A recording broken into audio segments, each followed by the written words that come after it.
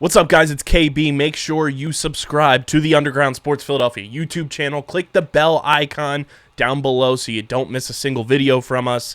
And thanks for tuning in to another video from Underground Sports Philadelphia. Now let's get into it. Philadelphia, baby, you're going to love it. Best sports fans in the world. Actually, the worst, but that's what makes them the best.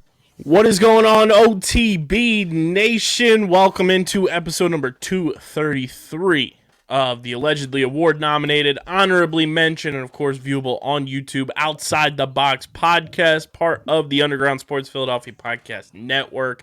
It's KB and DJ coming at you from Underground Studios. We got a lot to dive into, PLL, NLL, a whole lot more. We got some good stuff to dive into. But I was just thinking, Deej, because, you know, obviously you have your radio gig and everything. We record these typically kind of late on a Thursday night. Just because it gets the funny ha-has going. Could you imagine if this was like late night radio show?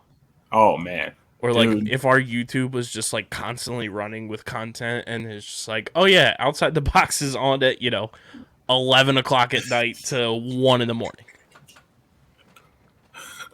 That would be amazing, dude. Like, oh dude, the laughs would be top tier. The Discord people in the chat. That's the goal. That's the goal, though. That's it right there. That's the goal, is to get the YouTube and the Twitch and all that kind of stuff running like a full-time, like, never-ending hub of content. Like, 24/7, we're live, going. And to make that happen, make sure you're following us on the socials, at OTB LaxPod, which I was very pleased to see. Deej, we got a new follower. I don't know, because we're both logged into the OTB account. See, Chase Scanlon followed us? I did. I was like, wow, Chase knows who we are. Nice. Just made his Twitter. And like I looked at it for a second, I was like, is this me? Like, cause like it came up and I was like, right, is this my page or is this OTB? And I like clicked on it and I was like, oh, okay. Where? I was like sick. scrolled a bit, I'm like, oh, okay, yeah. And then I looked to see like who he followed, because he was following like 30 people before he gained a little bit of followers. And I was like, all right, we're one of the sources for Scanlon getting his news. Nice. So shout out to Chase, probably a future guest at some point. He's playing for Six Nations as well, which is, that team's just loaded. Which we'll have a very fun tweet that I saw about the MSL championship going on. I don't know if you caught that earlier today. I don't think I did. Wild stuff. It was a very #ThisLeague moment. Ooh. But make sure you guys are following us at OTB LaxPod on Twitter, Instagram. Follow DJ at SCS_next great on Twitter. Get my man to 500 followers. God damn it. Like, come on. What are we doing, people? Get these to 500 plus. Follow me at KBIZZL311. Check out the website, undergroundsportsphiladelphia.com, for all of our written content. Subscribe to the podcast feed, Apple Podcasts, Spotify, wherever you get your podcasts. Leave those 5-star ratings and reviews. It really does help the show. Helps more people find the show because it messes with the algorithm. And we want as many people listening to OTB as possible as the #1 go-to lacrosse podcast out there. And, of course, subscribe to the Underground Sports Philadelphia YouTube channel. We're on the road to 1K, guys. 1K is the goal. And then, obviously, we will create more goals after that. But we're on the road to 1K. We are 1/5 of the way there. Let's make it happen. I think feasible goal, by the time the PLL championship game happens, we should be 300 plus subscribers. It's about a month and a half. I think that's doable. OTB Nation, come through, help us out. I think it's very doable. I think the more people that subscribe, the more opportunities we'll be able to do some fun shit. So subscribe to the YouTube channel, smash that like button, click the bell icon, comment down below with all the stuff we're talking about. Give us your picks of the week in the comment section, and all that good stuff. And of course, be a friend, tell a friend, share the channel with your people. Shout out to our sponsors, Tomahawk Shades, best small batch eyewear in the game. Go to tomahawkshades.com, use promo code USP for 25% off your order at tomahawkshades.com. Kenwood Beer, Deej's new favorite beer of choice when he's in the Philadelphia area. Go to kenwoodbeer.com and use that all new and improved Kenny tracker to see who's got Kenwood Beer on tap in the Philadelphia area. You got to be 21 or older to do so. And, of course, please drink responsibly. And Bino Board. Go to binoboard.com and use code BINOUSP to get 10% off your order. That includes boards, accessories, merch, apparel, all that good stuff. binoboard.com. What's going on, Deej? Dog, life is good right now. Kind of. I'm living, I'm breathing, excited to be here. Let's do this thing. I'm excited for a couple things that have come into us this weekend. I think it's going to be a good weekend, and I may or may not be traveling to the West Coast in a couple weeks. Before we get to that, let's recap what just went down this weekend. Down in Dallas, we had a wild weekend at the Star, and to recap it, just looking at the games we had, obviously, it was Archers, Atlas, Chrome, Whips, Waterdogs, Cannons, Redwoods, Chaos. And outside of the, just removing the first game, all the games on paper relatively close. We're going to, quick hit all of these. Atlas beat Archers 14-9. They sweep the season series from the Archers. We talked about it before we started recording. I don't know what it is that Tucker Durkin has some sort of spell over Will Manny, but in 2 games that these guys played this year, Will was very limited in the opportunities and just the angles that he was given. Very interesting way that the Atlas defense kind of attacked this Archers offense was, let's just shut down Will Manny. If Marcus Holman beats us, fine. And then in this matchup in particular, if Grant beats us, fine. But we're going to shut down Will Manny because he's kind of been the thing making the engine go. Atlas got a couple, freebies at the end, which was good for them because score differential matters. But overall, I think the bigger takeaway for me in this game was the Atlas defense just continued to stifle the Archers offense, which is going to be big in any future big matchup that Atlas has, including this weekend against the Waterdogs, and in the future against Chaos with the offense that they have when they play in Seattle, and in the playoffs. Like, if Atlas's defense can shut down a major component of somebody's offense like that, that's going to be big for them. Yeah, the most impressive part was it wasn't a lock off. Like, he didn't just shut him down and take him to the side and take him out of the play. He was very much in plays. Tucker Durkin was very much helping off ball and being there and help defense and still shutting Will Manny down. That's absolutely remarkable. Like, don't understand how he's done it not once but twice this year. Kind of want to see them play each other a third time to see if it happens again at this point. But big credit to the Atlas defense. Like you mentioned, score differential matters. I'm interested to see, how long they keep score differential a factor in terms of playoffs, and then when do fans start to get a little upset about it? Like, right now, it's not a big deal. Everybody understands it's important in terms of playoffs and seeding and all of that. But, when it starts to get to 12 teams, 16 teams, and score differential doesn't matter as much anymore, are people going to start getting upset about it? I think it's an important factor for this league in particular.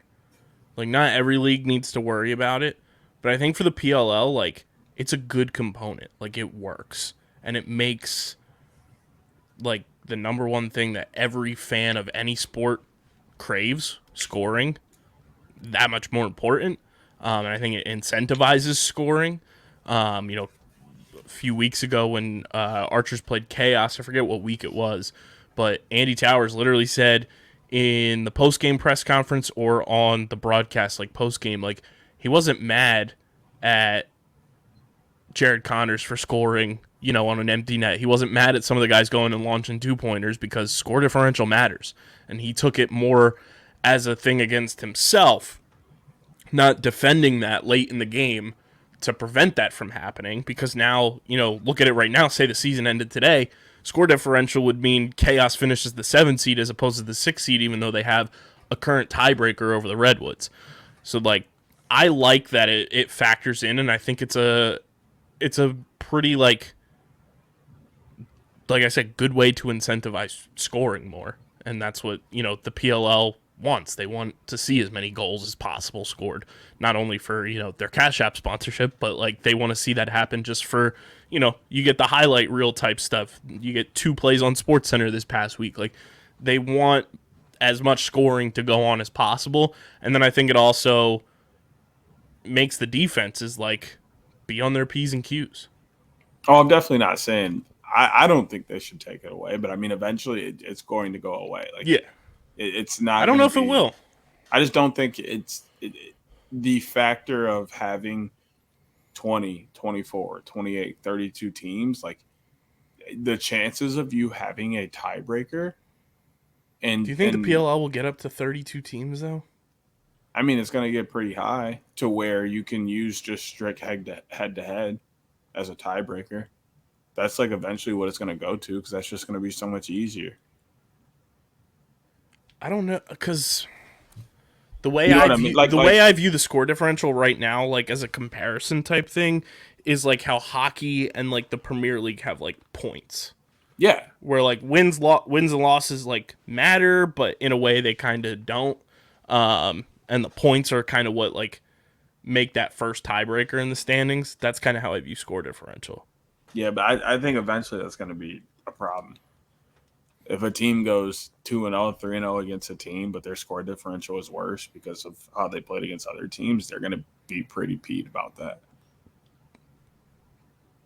So eventually I think it comes more from the league side, like players and coaches being like, yeah, I get the whole score differential thing, but like that's bullshit. We beat those guys 4 times this year and they get to go to the playoffs because they played better at other points than we did.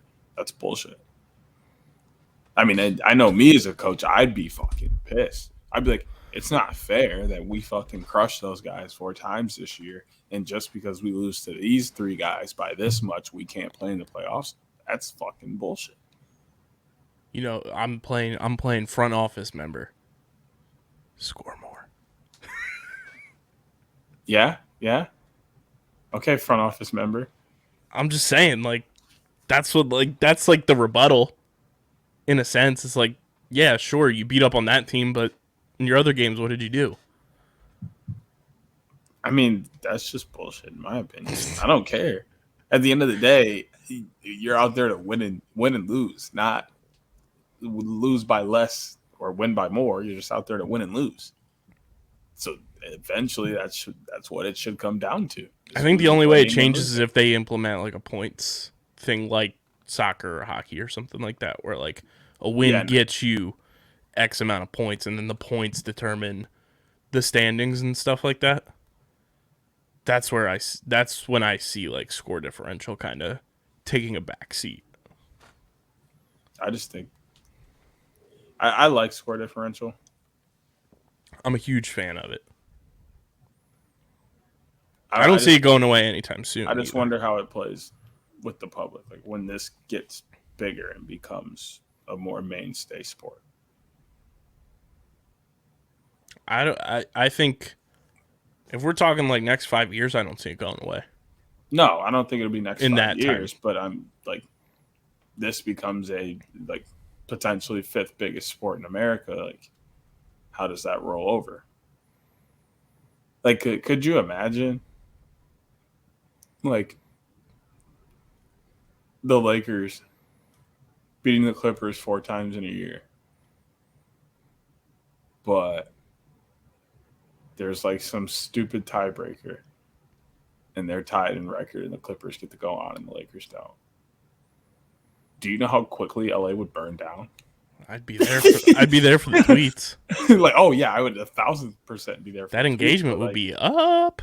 Yeah. 1,000%. But like, Josiah would be getting them jokes off. The city of LA would be under turmoil. Like, when like as if it's not already. Yes. I'm just concerned that, average fans won't get jiggy with it. And like eventually that has to be, some sort of focal point is bringing in the average fan to just tune in averagely. Not saying they'll watch every single game, but I don't see it going away, like I said, until there's a points thing and until like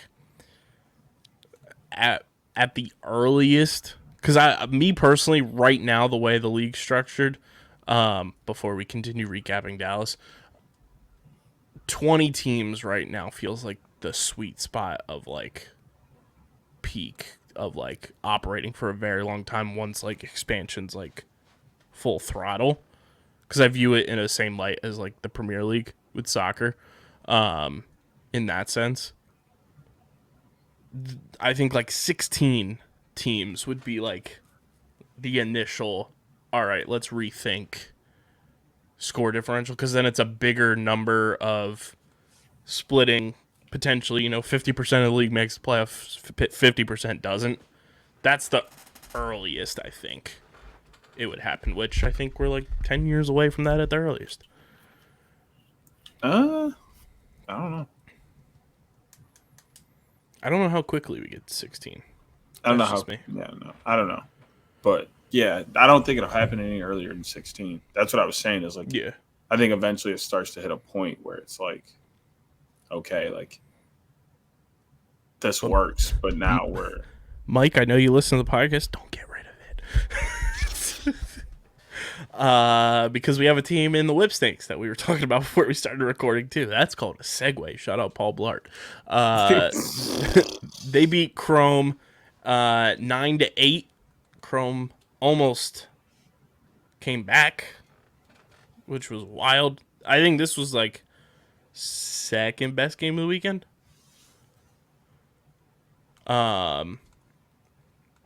Very defensive, very like a casual fan would call this game boring because there wasn't a lot of scoring.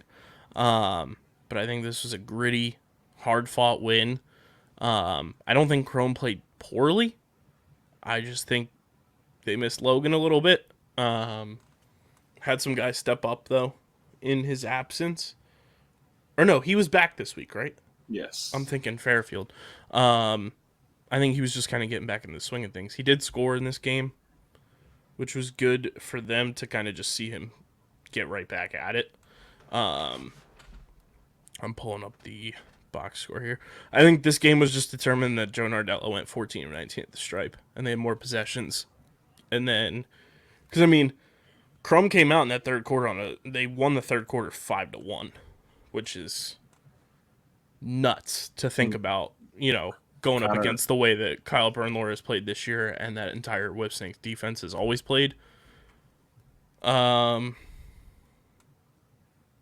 especially when Chrome won the turnover battle, too. Chrome only turned it over 14 times in this game. Whips turned it over 20. The ground ball game, though, is what won it in the face-offs.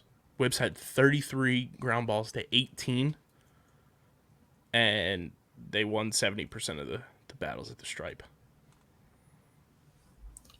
Yeah, I mean, that third quarter was the highlight quarter for Chrome. Connor was winning faceoffs, offense was doing well, defense shutting down. It was my favorite kind of game because I'm a defensive player, defensive coach. Like, it was fun to watch offenses have to work harder than the defense to figure it out.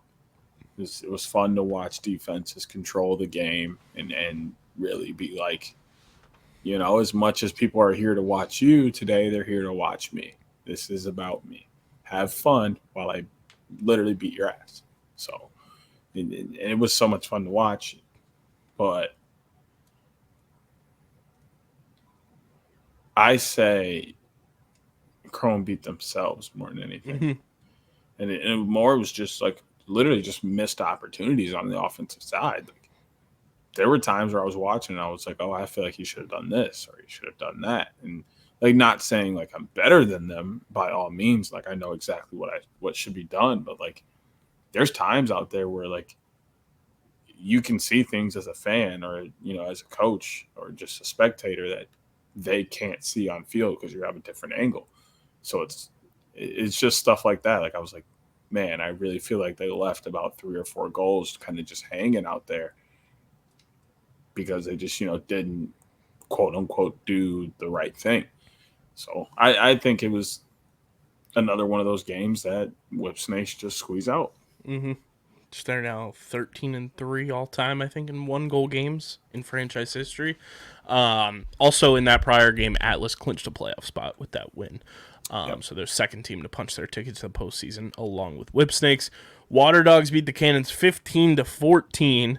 Much closer game, looking at it on paper, than it actually was. Towards the end, a lot of new players again for this Cannons team, and I don't get it. We'll talk about the trade that happened as we record this on Thursday night. That happened today involving Cannons and Chrome. I mean, it's just what you and I said. Like, Cannons are like still figuring it out, and the season's almost over, and that's tough. And the Waterdogs look very, very good right now. They're in a groove. Our guy, Kieran McCardle, almost tied the single season points total record. He had 7 points in the first half, which was disgusting. Waterdogs are good, man. They're on a roll right now, and it's good to see them kind of bouncing back against the 3 teams, which you brought up in the press conference with Andy Copeland, like, got the revenge on the 3 teams that beat them earlier this year. It's wild to think that Cannons beat this Waterdogs team, with each team is now. Waterdogs look primed to be in a very good position for the playoffs right now. They are currently the 5 seed based on score differential. They're behind Chrome, because Chrome has an 11 score differential. Waterdogs have 2, but Waterdogs have scored the 3rd most goals in the league. Atlas have 95, Archers have 92, Waterdogs have 90. They're also getting Mikey Schlosser back this week. He was activated, which is huge for them. And Ryan Brown is on the mend as well, which is big. Clip it. I mean, Waterdogs just look like they're playing with confidence, and I think that's what they were lacking in those 3 losses. Was like they kind of just looked a little, not confident in just everything going on. They were kind of playing not scared, but for lack of a better term, kind of playing scared, kind of playing tense. Now they just look loose. They're playing fluid. 4 wins in a row. Didn't know how they were going to, respond coming out of the All-Star break, coming off that high win against Whipsnakes going into the break. But they've won 2 straight out of the break, 4 in a row overall. They look like one of the hottest teams in the league, which is exciting because they're a very fun team to watch from top to bottom. Jake Withers looks like he's getting a little bit more healthy as, the weeks go by. And Dylan Ward is playing elite caliber goalie, which is what they need. And to be honest, like, Waterdogs might be the one team I wouldn't want to run into in the playoffs. So I feel like they have what it takes top to bottom in a 1-game scenario to really just like pull that upset, surprise somebody, and take it to them. They look very, very dangerous right now.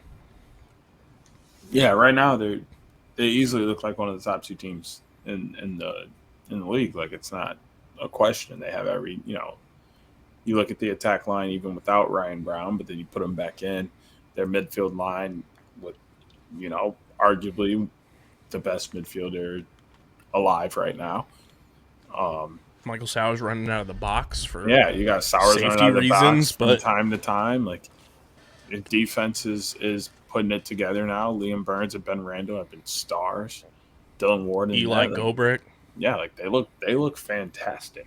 But what scares me is you don't know what Waterdogs team you are getting until they show up. And that's just facts. Like you said, they are literally a 1-game scenario week in and week out. It is a, which is scary for their opponent, but also scary for them. Yeah, it's a mystery box. You do not know. Neither side knows what they're getting until the game starts and people. And I think that's more so offensively. Yes, defense has kind of figured their defense is locked in. Dylan Ward's locked in. Mm-hmm. But really, if you're not playing well offensively, it messes with the whole team. You can be as locked in as you want defensively, but if you're playing defense a lot, it does not matter. You're gonna get scored on. And they have a big test this week in Denver against Atlas, which is a team that likes to run. I brought that up to Copeland, and I brought it up to, I want to say, Michael Sowers in the press conference, like asking, getting ready for that elevation, getting ready for, a whole bunch of stuff. But they do have guys that have played in Denver, whether it's professionally or college, so they have brains to pick, which is good. But this week is going to be a big task for them to kind of prove where they are in the hierarchy of the league right now. But they beat Cannons 15-14.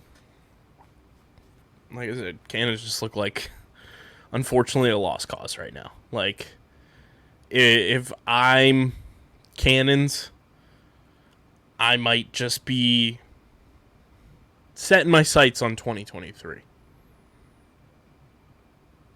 Yeah, which is tough. They gotta figure out what they're doing with like their 2 draft picks. Yeah, none in the first round, because with the first pick in the 2023 PLL College Draft, the Atlas Lacrosse Club select, because Atlas have that pick. Cannons catch fire and end up in like 5th place. Could you imagine? That's Earth 838, Cannons Lacrosse Club. We're in 616. Speaking of catching fire, Chaos caught fire this weekend. They get a dub over the Redwoods, 14-12. Redwoods are still ahead of them in the standings based off score differential, only by 2 though. This game looks closer on paper than what it actually was. Chaos were just flowing, and they really only needed 3 guys to flow. It was your typical culprits, Josh Byrne, Dane Smith, and then Ryan Smith stepped up big time for them. I think the biggest takeaway is just finding out that, like, I'm not crazy, and Ryder Garnsey is the best goal scorer all time against Blaze Reardon, because it seems like whenever Redwoods and Chaos play, Ryder has a ridiculous, like, highlight reel goal that sticks in my brain forever. And then he also scores about 3 to 7 goals against Blaze, and he's the only player on the planet who can do that, which is wild to think about. And Ryder has double the amount of goals against Blaze than he has against any other goalie in the PLL. That's absolutely stupid. Ryder had 5 goals in this game. Ryan Smith matched him with 5 goals. On 6 shots. On 6 shots. Ridiculous. He had himself a career game. Ryan Smith was very fun to have in the press conference. I could listen to him talk for hours on end. Ryan Smith, you have an open invite to come on the pod. Nakai Montgomery, you have an open invite to come on the pod. Nakai was great in the press conference. I might have made it in that Nakai highlight video. Go check that out. That was kind of cool to hear my voice in that. But I mean, Max Adler was back. He looked pretty healthy for the most part, which I think played a factor in this game. You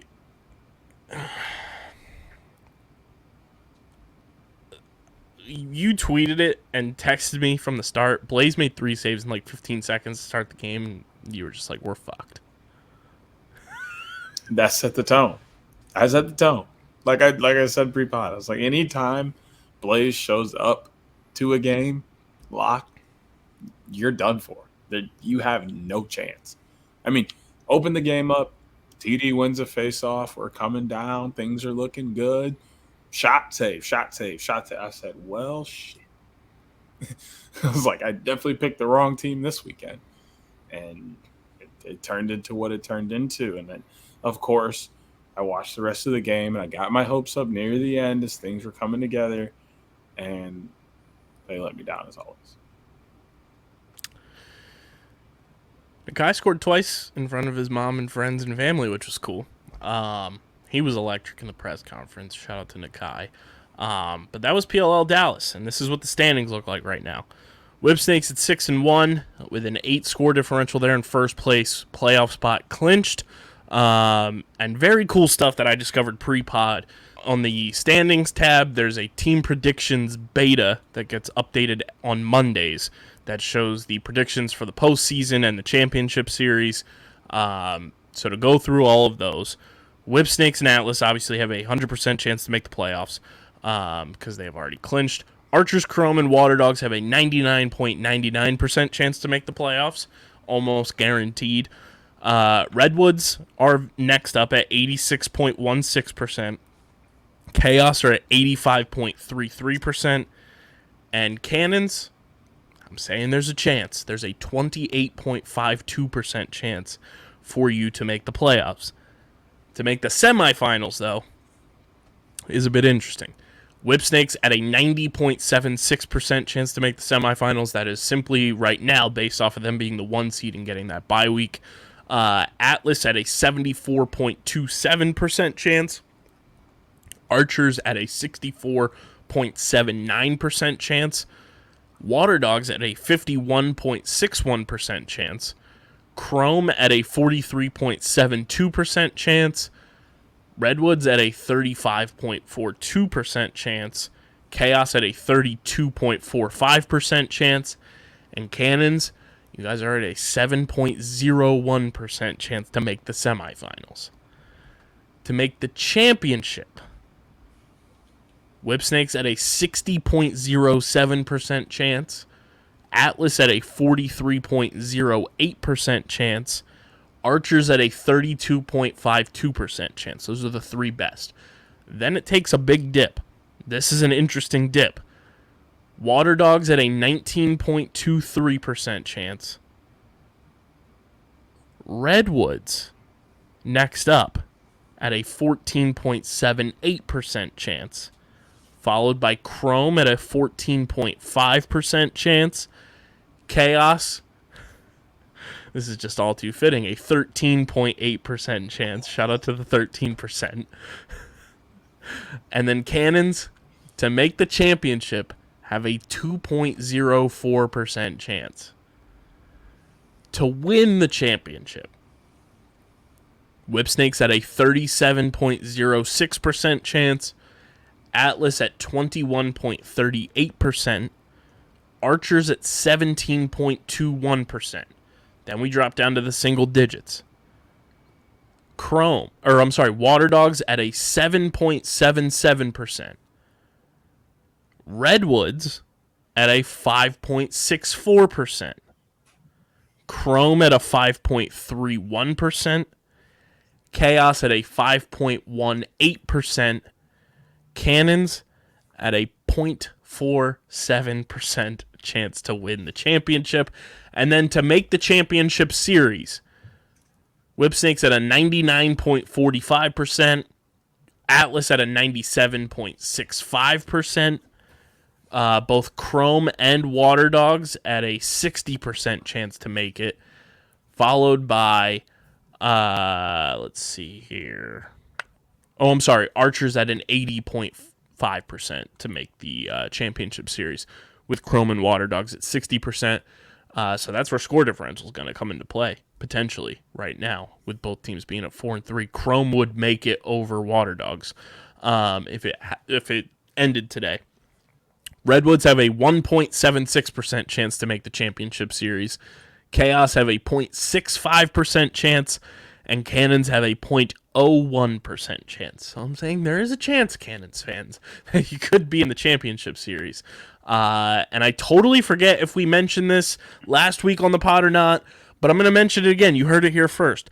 Those limited edition 2022 jerseys that were getting released for every team, they're going to be the jerseys that the championship series teams wear.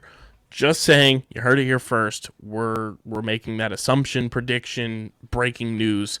Come back to it. We're saying this, July and August when it's February and it happens. Just know where it happened first.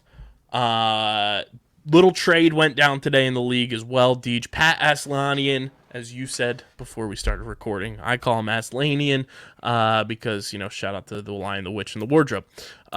Traded for Alex Smith, who made his debut last week. For Cannons, they said, "See you later, pal. We're sending you to Chrome." I think this is just like a net zero trade in terms of like who won, who lost. Alex Smith gets to go play with Jesse Bernhardt now. Obviously, Alex Smith went to Maryland, and then Pat gets reunited with his brother. I mean, the only loss is Alex Smith went from a playoff team to a non-playoff team. No, he went from a non-playoff team to a playoff team. Yes, sorry. So that's the loser. But do you really lose going to play with your brother? Not really. I can't wait for all the Cavs to be in Redwoods game. I need it. Oh my god! Could you imagine I try not to being their dad and just watching them run around in the backyard? I want to see the most obnoxious, sewed together quadrant Cav jersey of all time. Yes. With a coaching visor for Archer's Cav. All the Cavs. Oh my god. But yeah, I'm interested to see. I like Alex Smith going to Chrome in terms of just adding a guy that Jesse knows, and he's kind of an extension of the coaching staff. And he fits their short stick play style. They all play very similar. He fits right into that and can kind of just be put into rotation with them. Very funny that Coach Quirk said that, they like that he fit in with the other Maryland guys that they have, and they said, "See you later, pal." And literally a few days later. Literally. Coach talk BS. Shout out to Coach Quirk. He's one of the best. Let's get into Denver. We got a pretty loaded slate of games this weekend.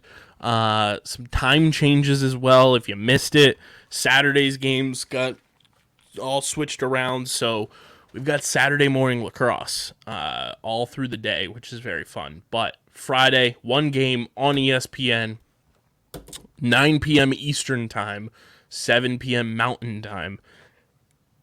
Cannons Redwoods. Gonna be a doozy. You're nervous about this game. I'm optimistic about this game. I think... Quite honestly, I think last week was kind of just a punch in the face to say, hey, it's time to wake the fuck up for the Redwoods. Because I think they went in there thinking they were going to win last week against Chaos and got punched in the mouth. And I think now, knowing that there's 3 weeks left, they have 2 wins on the season. The way Ryder Garnsey has really stepped up as kind of a vocal leader on this team this year, which has impressed me a ton. And the way he was in the press conference last week, I think Redwoods kind of realized it's fucking crunch time now if they want to, one, make the playoffs, which looks like it's possible, but if you lose to Cannons, that all goes away. Yeah, 100%. I'm just worried because Cannons are in literally the bottom of the barrel. Every game is a playoff game for them, and they have the best clutch player to ever exist in Aubrey. Lyle Thompson, this is what he lives for, is to play in lacrosse games like these. And they're on the biggest stage ever. They're playing on ESPN prime time at 9 p.m. What more can you ask for? The only thing I can ask for is for the Woods to actually come out and play. We have the advantage of the face-off X, in my opinion. Kelly's played there before. Yeah, Kelly's been good, but I think I like TD here a little bit more. We have the offensive firepower. I believe Jules should be back this week. He's listed as doubtful.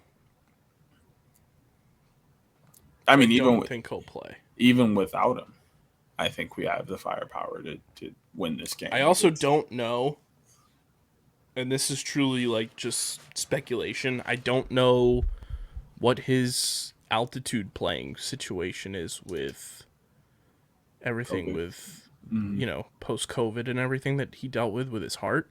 So I don't know if that's also playing a factor in the doubtful tag or not. Could be wrong, but I'm not 100% sure. I know that was part of the reason initially when he didn't play in the bubble. I think he played in Salt Lake City last year, though. Okay. But I'm not mad at them like keeping him out another week to get him fully back.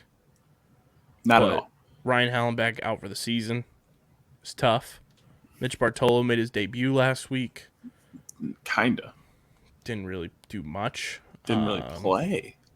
I could have swore I saw him out there for maybe 2 shifts, maybe a little more, but like even if he was out there, he wasn't noticeable. He didn't really have the ball in his stick. Like, I don't know. Think DeMayo plays this week? I hope so.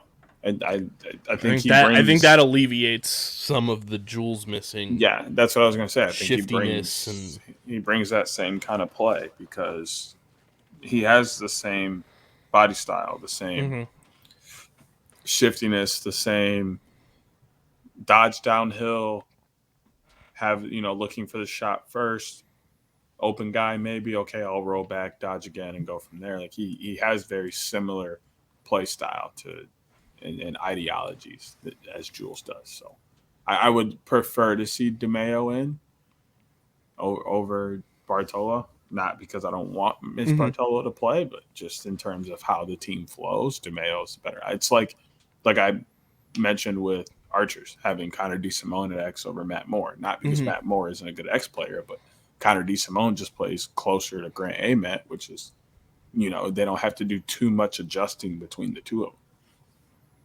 Also forgot to mention throwback jerseys this week. Shout out to everybody not coming at me for my hot take on Twitter, saying I don't get the hype about the mesh jerseys. You do you. They put them on sale. They don't look like the ones they're going to be wearing on the field because I zoomed in on them things. We'll see how they look, during a game, which will be interesting. Half of them things look nice at first glance. Half of them things are kind of meh to me. I think it's a nostalgic thing. Which for everybody at home who knows me knows I don't have that nostalgia factor playing into my fandom and my love of the sport. And I also think you should watch more college because you would see more Port Home mesh jerseys, and I think you would like it more. But maybe I don't watch college because there's more of that, and I think it's ugly. You need to just reevaluate your life. I calls them as I sees them. I'll say the banner to click to go buy the jerseys on the website looks pretty clean. It looks very like 80s, which I like. Cannons Redwoods, first game, and then we get 3 games on Saturday, so very different vibe than in the other weekends we've had this year. Saturday at 11:30 a.m. Eastern Time. Chaos Chrome. I think that might be the best throwback jersey matchup of the weekend.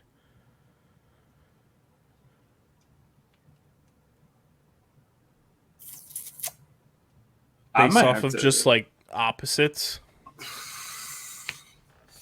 Maybe I kind of like Archer's Whips. That's my number 2.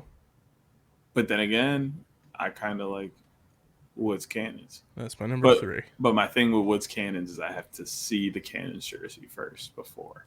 That's my number 3. Woods is good, but like that Cannons jersey, it's iffy. If it's good, that could bump it, but if it's not, that could lower it. It's and then the same thing with the Whip Snakes jersey. It's like I just don't know what it's going to look like, and that worries me. This weekend overall is very fun because the matchups, these teams haven't played each other yet. Chrome Chaos is going to be very interesting, kind of seeing that defense go up against, box on a field offense.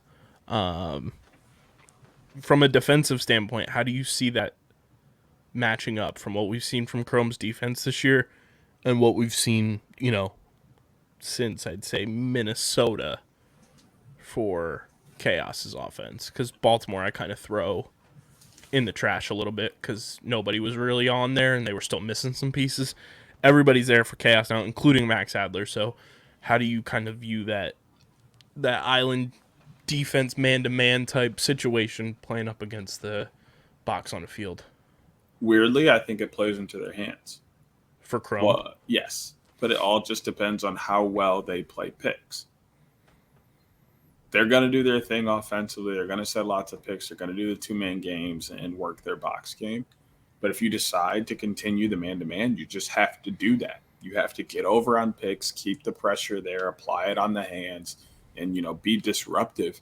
And you'll be just fine because they're not doing anything that you can't handle. They're just, they're creating more chaos for themselves by having two defensive players right next to each other. See what you did there. You know what I'm saying? So play it, play it. They're playing into your hands, so just go ahead and give what they're taking you. Don't try and switch it up and go to a more helpful defense because they're going to set the picks. Play right into their hands and just play overly aggressive on the picks. And you maybe get a few moving screen calls as well, just because of how aggressive you play. You see how would you mark Dane? That's my big you thing to watch. You pull him. Because then, one, it either forces him to be the ball handler, and then you can just apply the pressure and make him uncomfortable and make their offense work harder. Make Dane Smith uncomfortable in this economy? I know, right? But that's the thing, right? If you can make Dane uncomfortable, how well is this offense going to flow? Mm-hmm. And then two, because you're pulling him, that keeps him from being the screener. True. One thing I'll tell you about screens in lacrosse, for anyone who does not know, you do not bring a pole to the party. So if you have a long stick on you, you never set the screen, because 9 times out of 10, they're going to jump that screen for the double team. You're just giving them an easy turnover if the pole's right there. So you don't bring the pole to the party. So if Dane's pulled, he's not going to set the screen. How much do you think that benefits or hurts Challen? I think it benefits Challen. That's what I was going to say too. Because I think Challen then just can kind of bum rush the middle almost. I wouldn't even bum rush the middle. It gives him the opportunity to if right off rip, yes. Because he's not that Dane's not physical, but Challen's got a bigger body. I would crash right away out of the box, crash crease, see what you can get, and then I would invert with Challen right away. I go behind and run the two-man game with Josh at X. 2 short sticks with him and Josh will work just fine. And I would leave Dane up top to try and isolate the pole and keep him kind of out of the play. And if they slide off from him, now you got, Dane either, stepping down and taking a shot from 12, or you have, a pole approaching him and he can take an actual dodge and do something with it. Me personally, I could be wrong here too from flipping the script for Chrome's offense. I'm putting Jared on Nick turn. Big body on big body, physical-wise, and I'm letting Jack kind of be a little bit more of a shiftier player, a little bit quicker feet. I'm going to let him cover Logan. Ironically, I kind of like Jack on Dylan. I like Brett Kennedy on Logan. It's the IQ, the aggression, and the quick hands that Dylan Malloy plays with that makes me want to put Jack on him. Jack's a guy who's very quick, especially with his hands, but is also very aggressive, even with a smaller body. For example, he would play and did play Matt Rambo a lot. Mm-hmm. Why? Because he's an aggressive guy who low man always wins, right? He normally is conceding a little bit of height to these guys, so he's able to get up under him, push him out. I like Jack on Dylan just to hold the weight and force Dylan to be an outside shooter. I think it's going to be a fun game. I think Brett Kennedy would just give Dylan opportunities to kind of dodge and get to the spots he wants to get to take the shots he wants to, as Jack's going to make him work harder for that. I think viewing wise, this game might be my game of the week. Not sure yet. I always do that during our picks. But following that is an even more intriguing matchup for me. Waterdogs Atlas. The speed of this game is going to determine everything. If Atlas sets the pace in terms of just, getting up and down the field the way they typically do, good night. I don't know how. Alice has been able to just kind of like outrun teams and kind of wear them down, which has played to their advantage a ton. And the fact that they have Trevor, who is used to playing in this altitude from his time at Denver. He lives in Denver, so he trains out there. I think that's a huge benefit for them. But on the flip side, the Waterdogs have a ton of Denver guys as well, with Zach Currier, Dylan Ward, having played there with the Outlaws. If Mikey plays this week, he played with the Outlaws. And then you have Ethan Walker, Jack Hanna, who played at Denver in college. So you kind of have that in your back pocket in terms of just preparation. This game is going to be the literal living definition of game of runs, in my opinion. Whoever can kind of get those runs going could determine who wins. You know, if somebody's going on a run, you got to be able to respond. And if you can't respond to an Atlas run, good night. This sounds really cliche, but the face-offs and ground balls will win this game. Mm-hmm. Like, flat out. Because, as crazy as this sounds, I think 65% or more of these face-offs will be 6-man ground ball fights. Mm-hmm. Because that will be Jake Withers and Waterdogs' focus this entire game, is to keep it and not being a track meet, to keep Trevor from winning forward and going quickly, to making them ground balls and making them fight. Like, if you're going to win, you're going to have offensive possession, you're going to fight against the three of us, and it's going to be three of you, and you're going to earn the ground ball versus winning it forward and just having a track field day out here scoring left and right. Like, that's my thing. Is I'm watching the face-off X. Like, as much as goalies and offense, defense are going to be in this game, the stripe is what it's about. If you lose, whoever loses the stripe will lose this game. And Trevor's not losing the stripe. But that's the thing. Like, that's what I've been explaining to my teams a lot. Is you can win the clamp as much as you want, but you got to win that face-off. You got to win the ground ball to win the face-off. And one thing the Waterdogs are really good at is winning face-offs. Withers may not win every clamp, but they win a lot of face-offs. They are ground ball hogs on that team. It's gonna be interesting. I think the other X factor, this is a big, what if scenario. If Mikey plays, I'm looking at Mikey Schlosser versus Cade Van Raphorst in the 2-point game. To be completely honest, like, Mikey is like the 2-point threat for the Waterdogs offense, if we're being honest. No, he's not. He's the guy that scores 2-pointers for him. Connor Kelly. Yeah, but with Connor Kelly, I feel like it's way more situational in terms of, like, in-game. The way Mikey's played for them since he's gotten there, like, they've let him kind of just rip it when he's got like 1.5 2-pointers. He's definitely got more than that.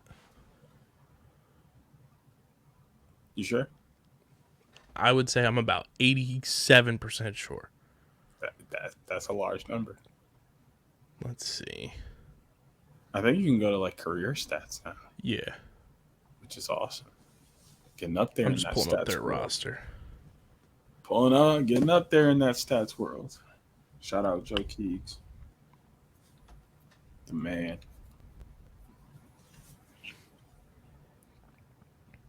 But yeah, he can't have more than like 4 Stats total. He's got 1 this year. I do know that. I remember that one.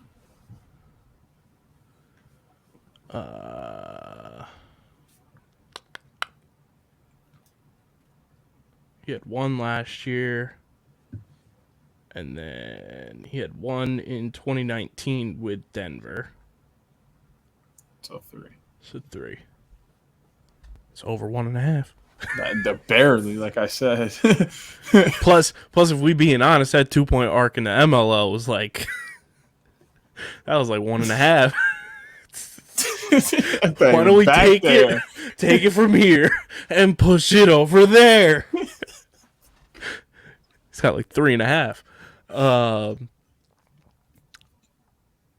it's gonna be interesting. I like this matchup a lot. He's a solid threat. I won't say he's not a solid threat from 2. No, but I still think Connor Kelly is like if I needed a 2-pointer on that team, I'm asking Connor to shoot it first. Connor's like a feet planted 2-pointer. Like he's gonna like set up like from wherever he is on the field and launch it. Where Mikey is like the kind of guy that like is using momentum running forward and will just rip it on the run, which I think is somewhat of an advantage against that Atlas defense because they are so physical. Where like if you're just kind of away from them, it helps. But can you get away from them? They're fast. Like they move, dude. Like But watching it in person, you're like, fuck. If you're Atlas's defense, are you going to worry about Mikey Schlosser in terms of just like being up on him? Or... Oh, definitely. That'd be like saying if they came back to the Midwest and you wouldn't expect Mikey Schlosser to pop off. Well, we intellectuals know that. But are you going to leave one of those threats of Michael Sowers, Kieran, Connor Kelly, depending on where like Connor plays, you know, because if Ryan Brown's still out? He's not going to get pulled, no. They'll put Danny Logan on. No problem. That's like, I mean, that's like pretty much a neutralization. Like, Danny Logan is as close to a short stick pole as you can get. If that makes sense. It doesn't, but it does all at the same time. Like having Danny Logan is like having a fifth pole out there. Like he just plays defense in the terms of like you can put him on the best midfielder. And it's like you pulled the best midfielder and then still go pull another guy. And now, you know, they're pretty much dodging with one midfielder and 3 attackers. I mean, even looking at the defense on Miles' shot, he pretty much locked. Like if there was a goalie in net, there's no way Miles shoots that shot. He pretty much locked Miles down in a crazy scenario. It just was the fact that Rexroad was sitting in net. It was pretty much a throw it and go in scenario. Like that's wild to think about, really. I'm also looking at Alice's substitution game in this. Shout out to Coach Rubior. I think you got to sub well against the Waterdogs to beat them. That's just me. And I'm very high on the Dogs right now. Shout out to the Dogs. I ordered their rope hat right as Andy Copeland was walking up to the podium last week during the press conferences. Because they deserve it. 4 in a row. I think a rope hat in my book. I think Courier's got it. Yeah, I think he needs to take advantage of this weekend and kind of play a lot of both sides. Mm-hmm.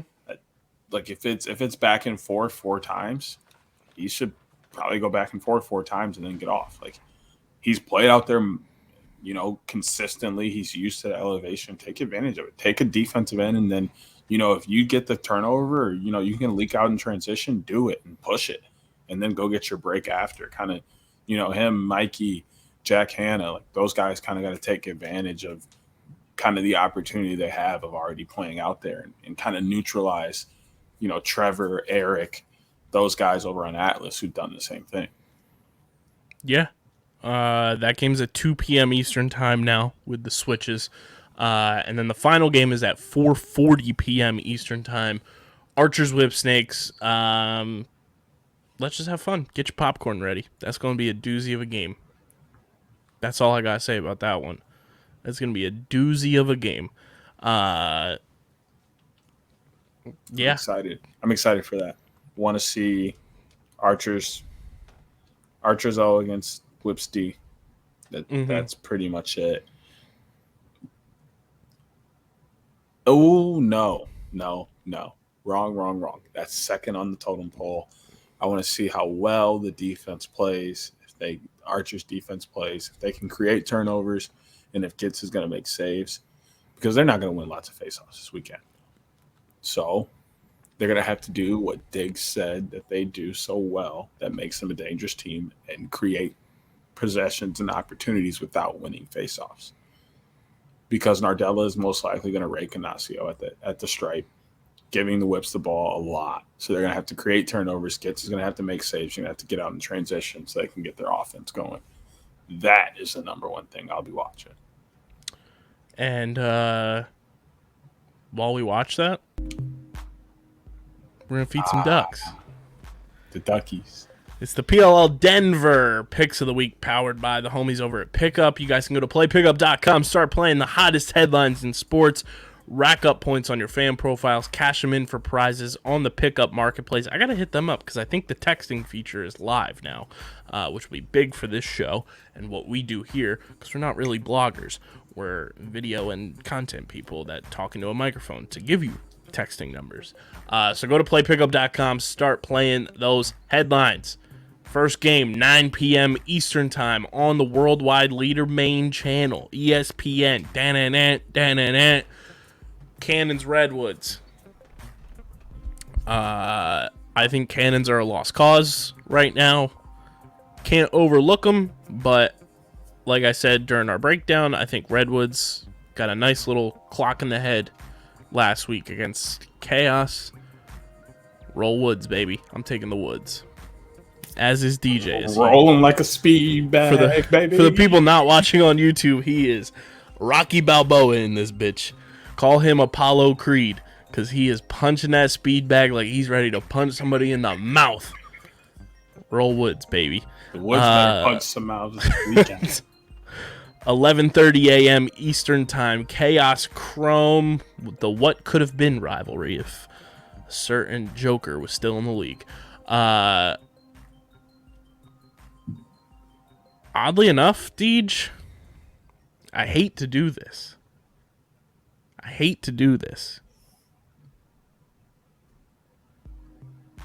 taking Chaos. Oh. We're on board. Interesting. We're on board here. I'm taking Chaos to win in a very close game. Ironically, everything I just said about that Chrome defense is not going to happen.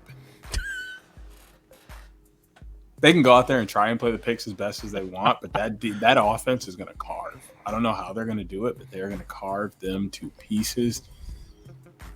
It's something about those guys, and you could see it last weekend that they're like, okay, we found it, we figured it out, we're in our groove, we've got our swag back.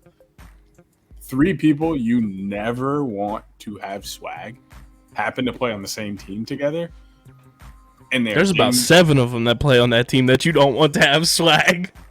There, Dane. You seen Chase Frazier's hair? Not we're not even talking about Chase. Dane, Chris, and Josh. When the 3 of them have swag, it's almost unstoppable.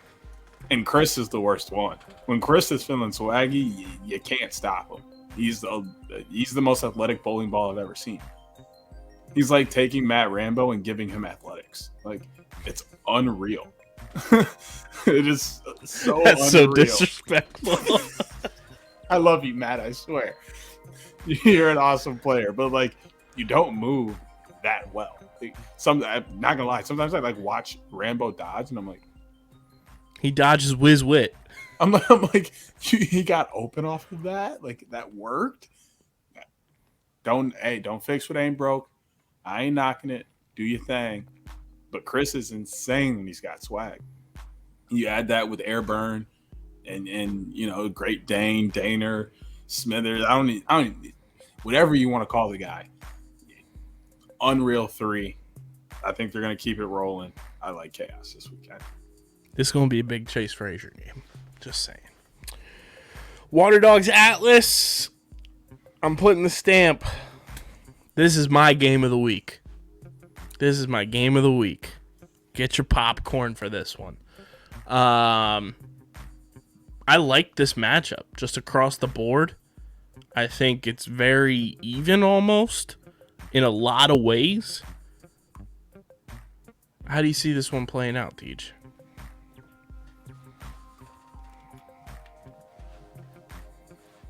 This is a battle for whose home base is going to be Denver.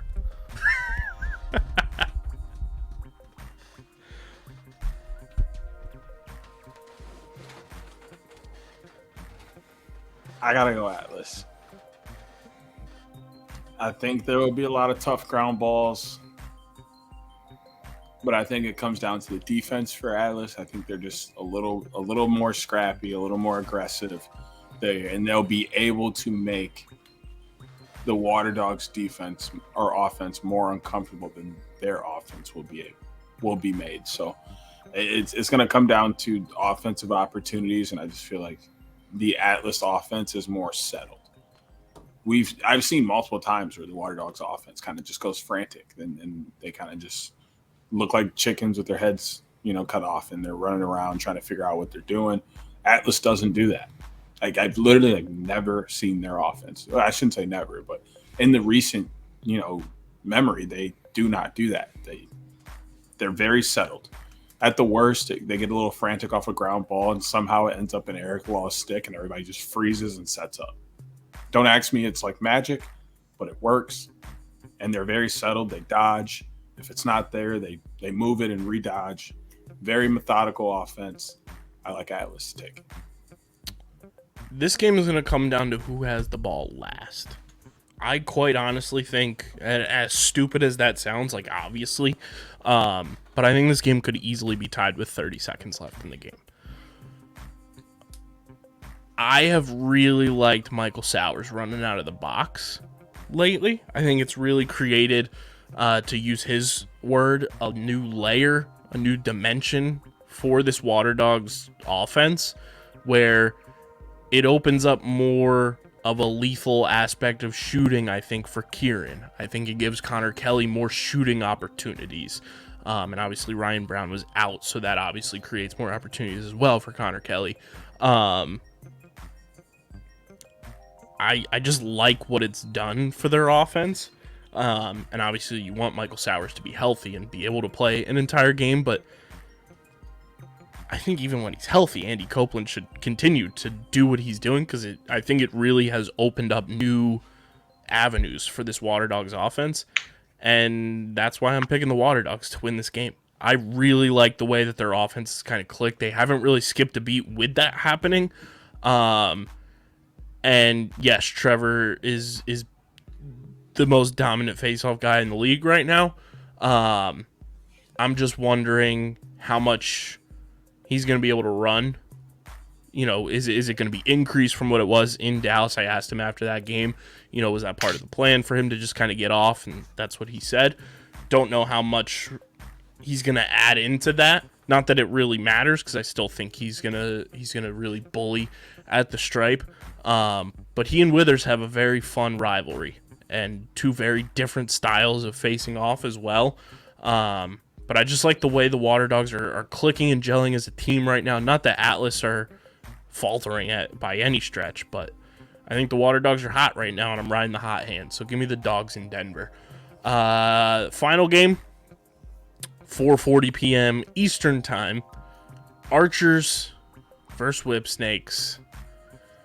I think this is a matchup that everybody's been kind of waiting for. Everybody's been salivating about. This Archers offense, this Whip Snakes defense. How do you see this one going down, Deej? This is my game of the week for everything I just mentioned we were talking about in the preview.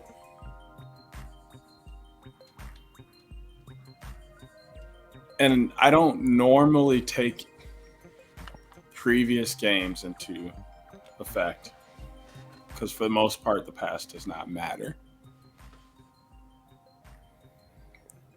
But losing to Atlas twice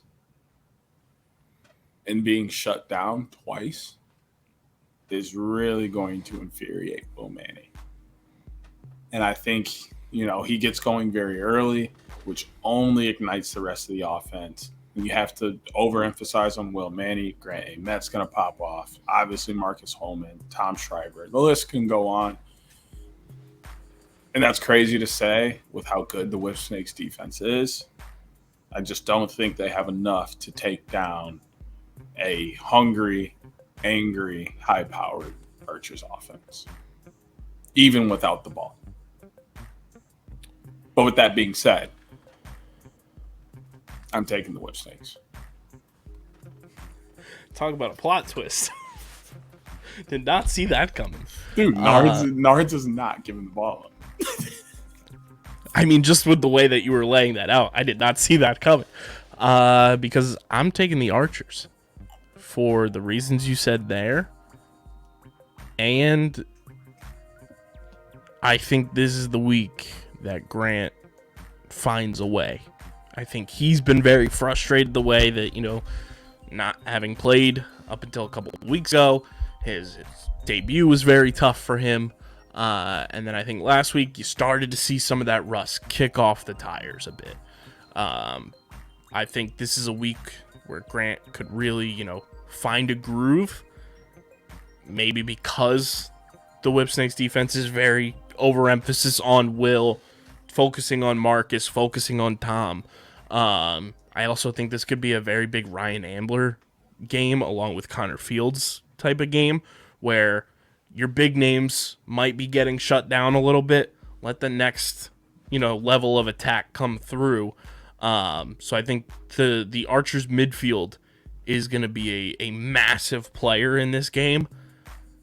Give me my low key still in the discussion, in the scrap, in the trenches, Rookie of the Year nominee Matt Moore running out of that box.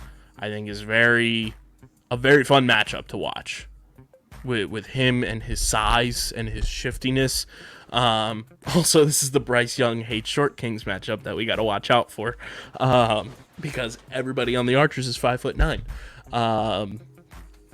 Over under 2.5 penalties for Bryce for roughing on guys that are 5'9" or shorter. Over. No hesitation. At least one on each. Yeah. Will, Grant, Matt Moore. He might even try to come for Ignacio. All of them. He might try to FaceTime Tyrell Hammer Jackson and reach through the phone. I'm going to tense up if I see Ignacio win a face-off forward. I'm going to tense up. Because if he runs down the middle of that crease, he's getting it's going to be like Jadeveon Clowney when he was at South Carolina. Now, that was unnecessary. You could have picked any other football hit in the history of football, dog. Of all hits, dog. I promise you, I can name 5 right now that are worse than that. To be fair, the only reason I totally forgot that was against Michigan. The other uniforms were just blanked out for me, and I just remembered Jadeveon just like a fucking truck. I remember watching that play. He broke as he turned around, he broke through the line. I said, "Well, this ain't gonna be good." And then I shit ensued to go. Jaw was in my lap because he popped it off and grabbed the ball all in one. He popped his helmet off and grabbed the ball all in one move. That is superhuman. Yeah, we'll see what Bryce Young does though. It's like Bryce Young is like the Winter Soldier when it comes to seeing 5'9" guys. He gets the code read off to him and just goes into a fucking killer mode. Love that. Oh, this video is going to have so many dislikes from Bryce's family. But those are our PLL Denver picks of the week. DJ and I are going both with Redwoods. We're both going with Chaos. I'm taking the Dogs. DJ's taking the Bulls. He's taking the Whips. I'm taking the Archers. And those are our PLL picks of the week, powered by Pickup. DJ, we have a new commissioner in the NLL. Obviously, it sucks that we saw the very first guest in show history, the very first episode in show history with the former commissioner Nick Skevich come to an end during the season. But the NLL names Brett Frood the new commissioner of the league. Former Brown Lacrosse captain, was the CEO, I believe. I'm pulling up the press release here.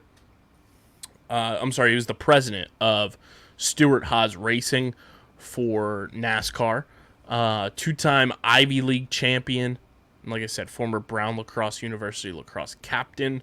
From everything I saw on the interwebs, from people reacting to this, and you and I were kind of just talking about it from a standpoint of growing a team in NASCAR that is so on the rise right now. I think NASCAR's been the most popular it's been in my lifetime. right now in terms of just casual fans, in terms of it being on my timeline. Like, people are into the whole racing thing, and to build such a successful business empire with Stewart Haas Racing. You know, Tony Stewart is, you don't even have to watch NASCAR and you know who Tony Stewart is. I think that's huge, and I'm very excited to see the direction that the league is going to go under Brett Frood. He did say that there's no issues with the product. There's no issues with anything like that. And it looks like a new CBA is imminent, which is very, very good. Simply because, you know, I remember us dealing with the CBA when we first started this podcast. And, you know, the first 2 weeks of the season got delayed. And we were like, wow, we're really starting a lacrosse podcast and we're not going to have games to talk about. That was painful. That was literally the first weeks of us starting this show. I was distraught. I was like, what the fuck is going on? But it sounds like a CBA agreement could be right around the corner. NLL free agency starts on Saturday, which is crazy. So buckle up because things are going to get nuts. I'm excited. I really want to get Brett on the show to kind of just pick his brain, see where he wants to bring the league under his leadership.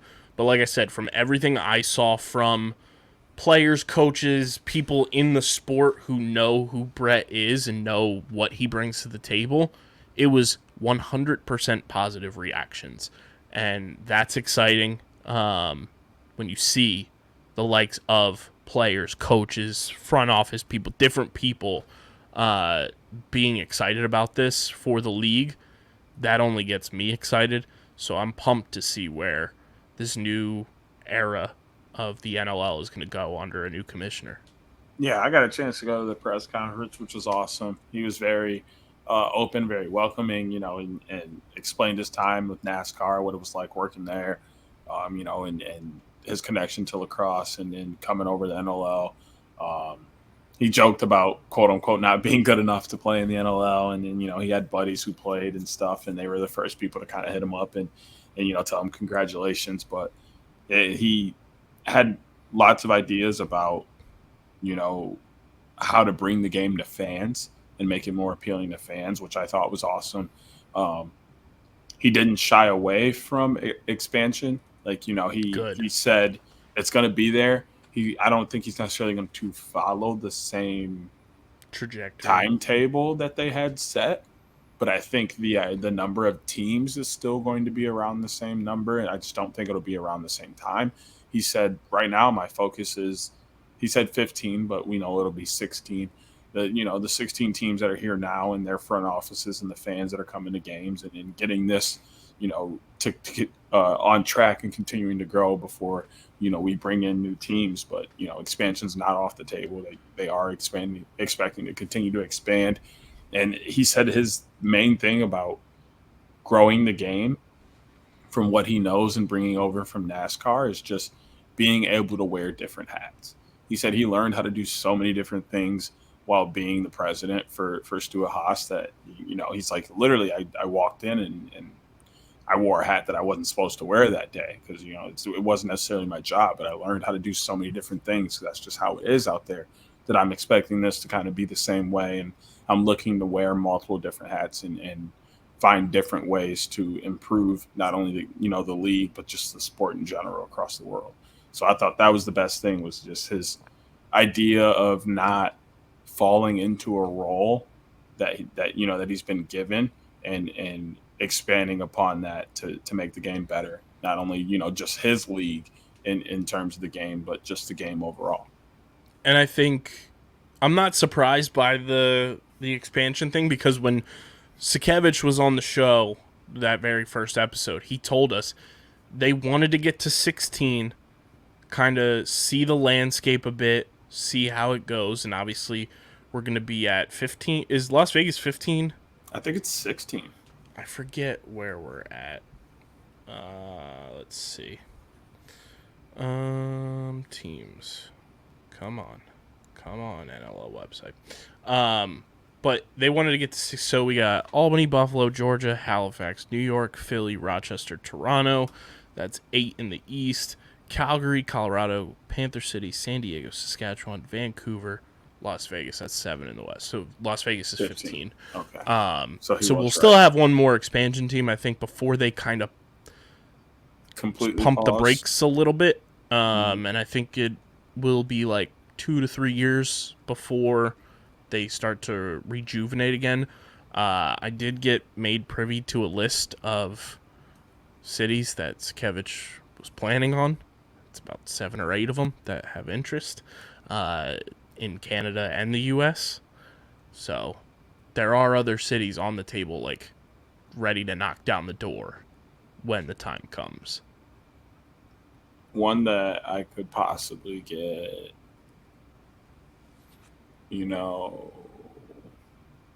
credentials to. I want to say they were on the list. Columbus? No, closer to you. Detroit? Yes. I'm 90% sure. Dude, I would lose it if they brought the turbos back. Are you kidding me? 90% sure they were on the list. That I know our long alleged San Francisco was on the list. Montreal was on the list. Montreal would be a good one. Seattle was on the list. North Carolina was on the list. Seattle would be nice. I forget the other ones. There was another California, I think. But it was about 7 or 8 teams that were on Sakevich's list, which I'm sure will be handed to Brett Frood for future expansion. But I'm excited. It's kind of a new era. We'll see where it goes. But I am definitely going to try to get Brett Frood on the pod so we can talk to him, kind of pick his brain. I feel like it's only right since we had Nick Sakevich on the pod. We got to have Brett Frood on the pod to talk about all of it. But I mean, it's a new era now, which is always exciting. It's nerve-wracking almost in a sense, but I think they have the right person in place. He's younger, which is also exciting, which kind of gives me the sense of just like his connectivity skills with the players. I want to see how old he actually is. But I think that's super exciting. So he's late 40s. He's like going to be 47 or is 47. So, I mean, that's cool too. Like, he's not that far removed from, a lot of the veterans in the league. Yeah, I think this is huge for the league. When I saw where he was coming from, had a lacrosse background, I was excited. Because you and I were very both like, what's going to happen? Jessica Berman left to go to the NWSL to be the commissioner there. But I think this is a massive move for the league, a big power move. And I think it's only going to spell good things for the future of the NLL. So if you're an NLL fan, apprehensive about new leadership, it's always tough when a new commissioner comes in without even having spoken a word to Brett Frood. I have full confidence that he's going to lead the way and make this thing even better than when he found it, when he got hired. Yes, I definitely think the NLL is in a fantastic position, and we're moving forward in the best possible way. It's just more, I'm excited to see new fan engagement, how he's going to bring in the new fans. And I'm not worried about old fans, I'm not worried about the products, much like he said. I'm just interested to see how he puts his footprint on the league and the sport. 100%. I'm super pumped. So welcome to the NLL Commissioner, Brett Frood. It's been a while since we've done what we're going to wrap up with. Shout out to the boy. He's been having a fantastic season this year in the PLL. we're going to do a Colin Squires top 5 PLL throwback jerseys. The last top 5 we did was rope hats. So it has been quite some time since we've done a Colin Squires top 5. With the announcement of the throwback champion porthole mesh jerseys today, we're going to do top 5 throwback jerseys, incorporating those. And then other throwback jerseys are in play if DJ and I see it fit. But we're going to do our throwback jerseys. DJ, I'll let you start since you're a fan of the porthole mesh jerseys. I'll give you the honors of getting the number 1 pick.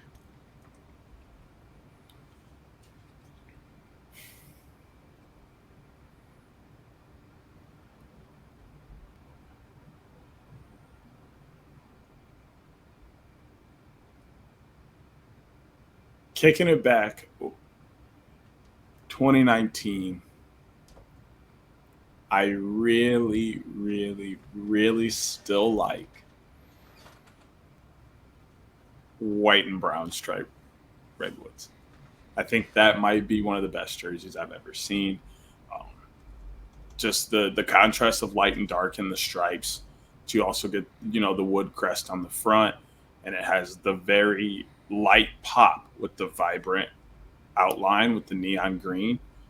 It's almost like perfect contrast of color with the brightness, light and dark. And then the crest is not too big, not too small, in the right spot on the chest. Very solid. I am going to go with my first pick. I'm trying to think.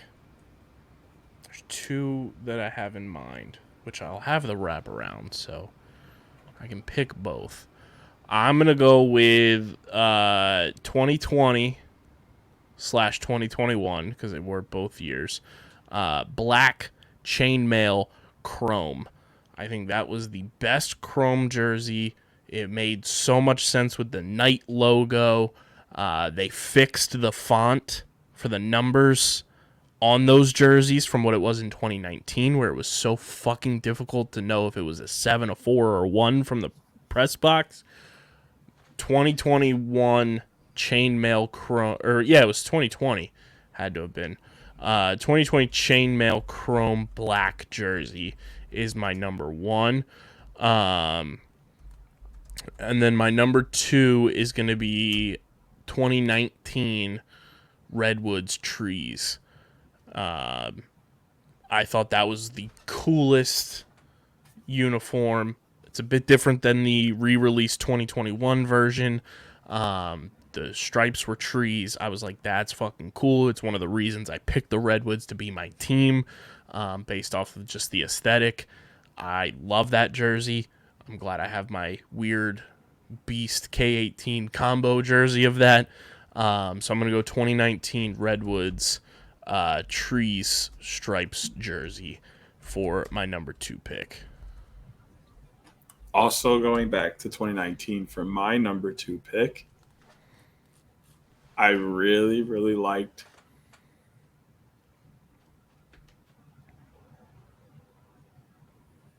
I think the white more than the black, the original Chaos.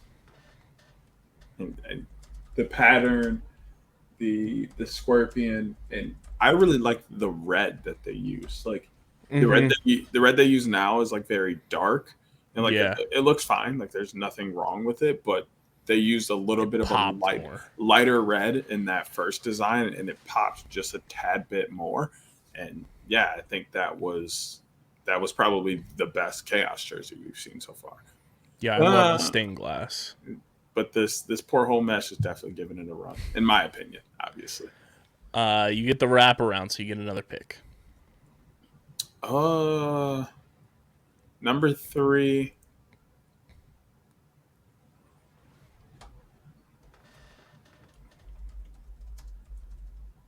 I'm going to go Waterdogs porthole. You son of a bitch. I like the way, obviously black porthole, it does look the best when it does come to porthole.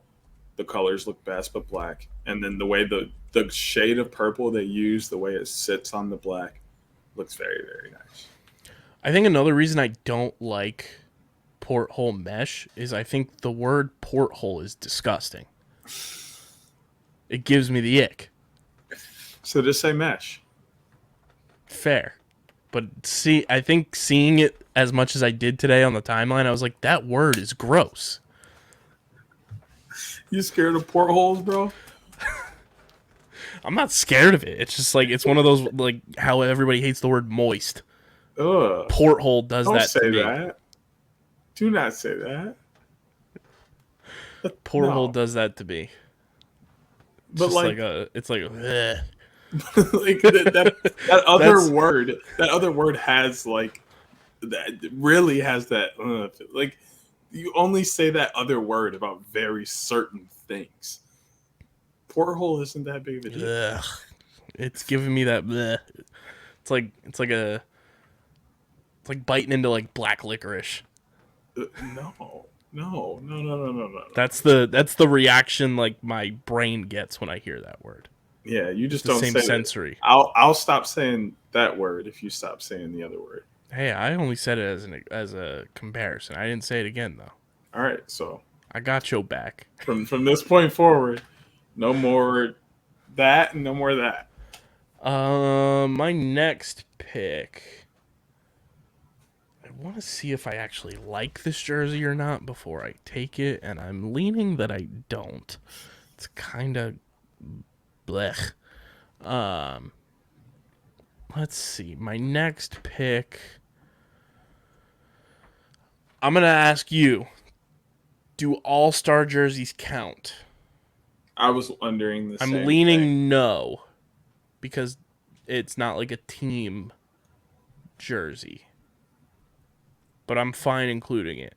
I say, I mean, it doesn't really matter to me because I mean, technically, every All-Star jersey is a throwback jersey because I mean, it's never going to get worn again. Valid. But I think that's what doesn't make it a throwback Yeah. at the same time is because like it doesn't have the opportunity to be worn again. Like every other throwback jersey has the opportunity to be pulled out of the closet and put back on versus the All-Star game jerseys don't. Right. Yeah, I'm going to say all-star jerseys don't count because I would have taken the black tie-dye 2019. But with that being said, I'm going to go into, just based off a first glance look, I'm going to add one of the new throwbacks we got today. I'm going to take the Chaos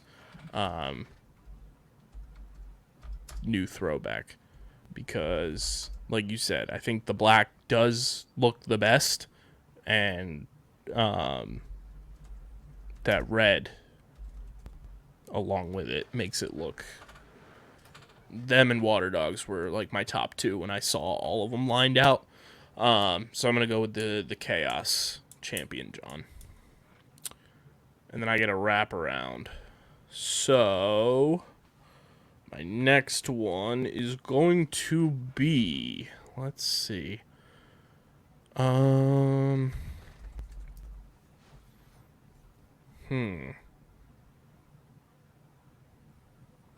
This one's tough.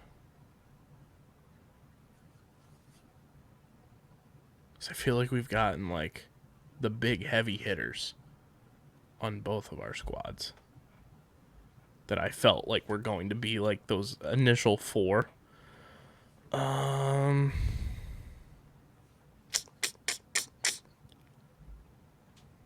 Let's see.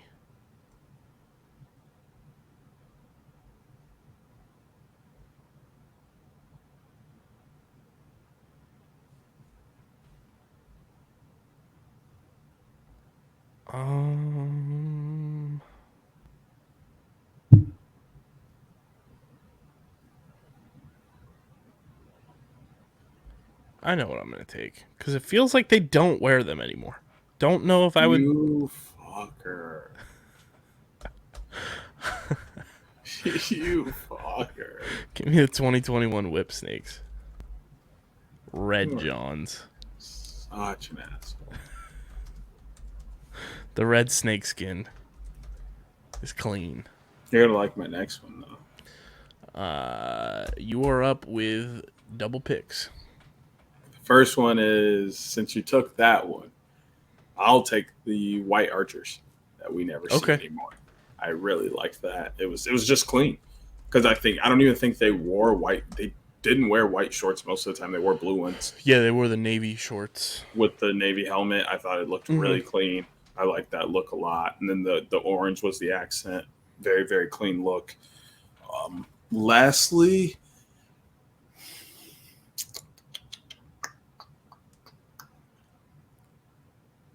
as weird as this sounds, some of my favorite lacrosse jerseys of all time are like OG MLL jerseys. So I'll have to go like opening year, like year one Cannons jersey. So 2001. Yep. Let's see, just to see if there's any multiples for you, just to differentiate. So I'm guessing, because like barely anything's popping up for me with it, because it's showing all the new Canon stuff. Yeah. We just gonna say like Navy cannons. Yeah, most likely. Because I think they wore navy and white that first year. So I'll say this, since you took a Cannons one, the one I was like thinking about was the red like 2019 Boston Cannons, but then I looked it up again. I was like, that jersey fucking sucked. Yeah. Yep. I forgot how plain it was. For some reason, I thought there was like graphics like on the sleeve or something. There's nothing on that shit. It was boring as fuck. It reminded me a lot of like BU, like Boston. Yeah. I was like, okay. Next. You're done. God, I don't want to go double chaos. Yeah, that's why I stayed away from Woods. Because I love the black 2019? Like 2019 stained glass chaos. Yeah. I like the white one. Oh, that's over here. I like the white one more than the black one. But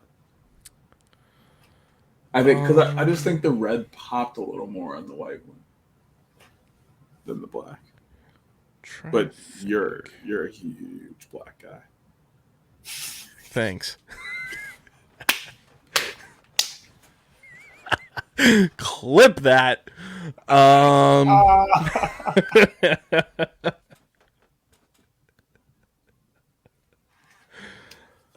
Let's see. I mean, do the limited edition jerseys from last year count as throwbacks? I was thinking about those for a minute. But they also were never worn. That's what made me stop thinking about them. So I was like, can they be throwbacks if they weren't worn?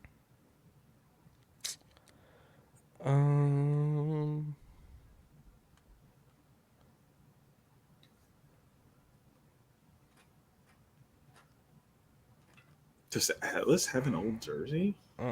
They haven't really changed much. They changed like minor details going into 2020, but that's about it. That's what I thought.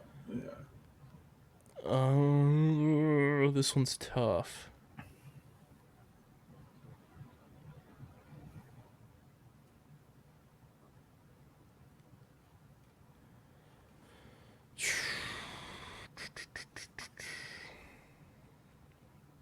You could throw that black All-Star John in there. That's cheating in my book. I'm going to go with the 2019 black stained glass cannons. Chaos. Chaos, yeah. I was looking at like your last pick. Yeah, I like that jersey a lot. It's very nostalgic. That's when a bunch of the Chaos boys came on the pod too. Yeah, I think that jersey was dope. It was very different, stood out. So yeah, that's gonna be my last pick. Any honorable mentions? I mean, we could throw the All-Star jerseys up there as honorable mention. You really like the black. I really like the colorful tie-dye. Those. I like both. I just thought the black like made the logo pop. I mean, we know why. You're a huge black guy. Come on. Confirmed. We know this. Hashtag. We know this, but I don't really think there's. I don't think there's really anything else. Like I was really trying hard. I know. I was like trying to think of the other teams. Like waterdogs haven't changed anything, or added anything. Neither is Atlas. Chrome added something, but they only changed once, really. Yeah, I mean Chrome's 2019 jerseys were bad. Mm-hmm. The only thing I miss about the 2019 Chrome jerseys is the knight helmet being on the back where like everybody's Ticketmaster is now. So where Ticketmaster is on the 2019 ones, they had like a smaller version of the knight head there. Mm-hmm. But the font was so bad that it canceled each other out. That was the best thing that ever happened was they changed that font. So to recap, DJ took the white with brown stripes 2019 Woods jersey, the 2019 white stained glass Chaos jersey, 2022 Waterdogs champion mesh throwback jersey, 2019 white Archers jersey, and then OG 2001 Boston Cannons Navy. I went with 2020 Chainmail Black Chrome, 2019 Redwoods Trees, 2022 Chaos Champion Mesh Throwback, 2021 Whipsnakes Red Snakeskin, and then 2019 Stained Glass Black Chaos. I think they're all fire. I'm very excited to see if Cannons introduce anything new going into next year. Waterdogs, if Chrome decide to wear pink. We need a red jersey from Chaos, from Cannons. Yes, Chaos. Whips, bring back the Red Johns. I'm kind of cool without them. I mean, I love their teal. That would be a lot of red if they brought it back. I don't know. I think they just look good in them. Like their team just looked good in them. I mean, yeah, I'm not denying that, but that'd be 3 teams in red if all 3 of them brought red back. They don't got to wear them all the same weekend, though. Hey, but it's still.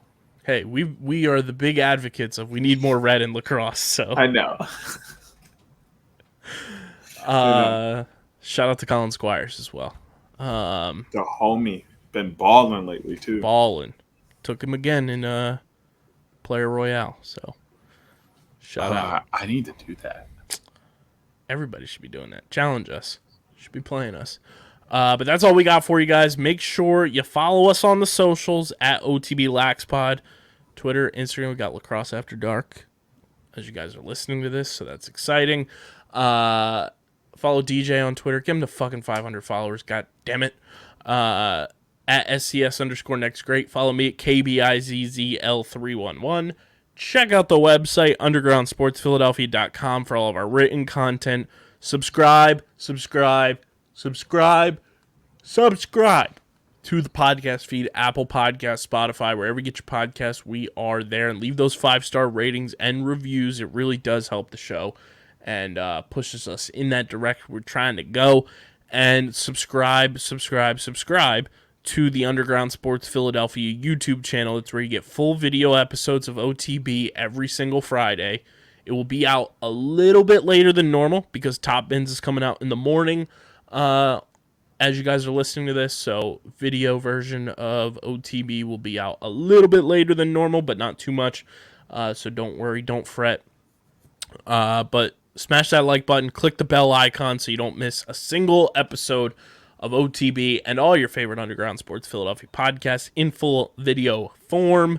Comment down below with your Colin Squires top 5s as well. I want to read them in the comment section of throwbacks. Maybe we forgot some because we're recording this, wee hours of the morning.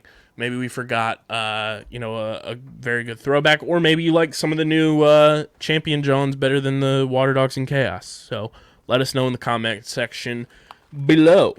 Shout out to the sponsors, Tomahawk Shades, Kenwood Beer, Pickup, and Beano Board. All their information is linked in the show notes on audio and in the description on YouTube. This has been episode number 233 of the allegedly award-nominated, honorably mentioned, and of course, viewable on YouTube, Outside the Box podcast, part of the Underground Sports Philadelphia podcast network. For DJ, I'm KB. Let's enjoy some fucking kick-ass lacrosse in Denver this week, ladies and gents. And until next time, we're getting the heck up out of here. Peace. Peace.